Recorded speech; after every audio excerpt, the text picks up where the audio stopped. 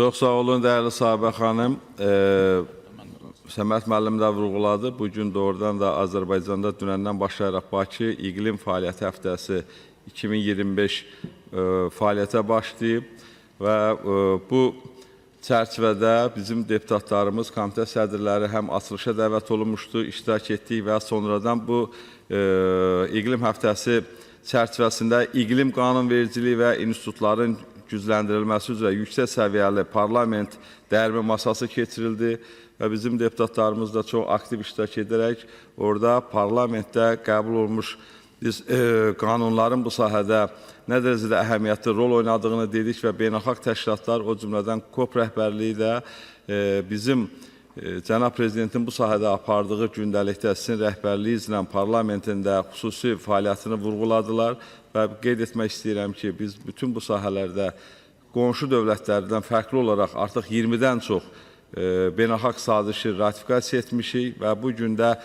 artıq görürsünüz ikinci sazişdir ki, biz buna müsbət yanaşırıq və deputat həmkarlarımızın əvvəlcədən də bu Rotterdam konvensiyasına öz müsbət münasibət bildirmələrini xahiş edirəm. Bu konvensiya 1998-ci ildə qəbul edilmiş və 2004-cü ildə qüvvəyə minmiş bir beynəlxalq hüquqi sənəddir.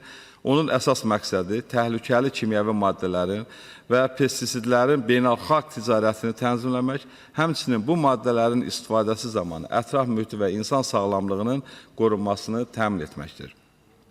Konvensiya qabaqcadan əsaslandırılmış razılıq proseduru prinsipi əsasında fəaliyyət göstərir və bu mexanizm ölkələrə idxal ediləcək təhlükəli maddələr haqqında əvvəlcədən məlumat almaq, idxala razılıq verib-verməmək hüququnu təmin edir.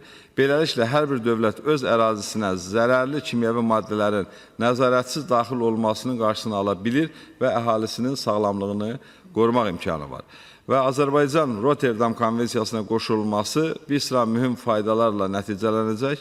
Birincisi, ekoloji təhlükəsizliyin gücləndirilməsidir ki, bu qoşulduqdan sonra təhlükəli kimyəvi maddələrin ölkəyə nəzarətsiz və planlaşdırılmamış idxalının qarşısını alacaq. Beynəlxalq məlumat və xəbərdarlıq sisteminə çıxış əldə edəcək və eyni zamanda ticarət və iqtisadi üstünlükləri vardır ki, bu da üzvü olacağımız konvensiyanın xarici tərəfdaşlarla bərabər hüquqlu əməkdaşlığımıza gətirib çıxardacaq.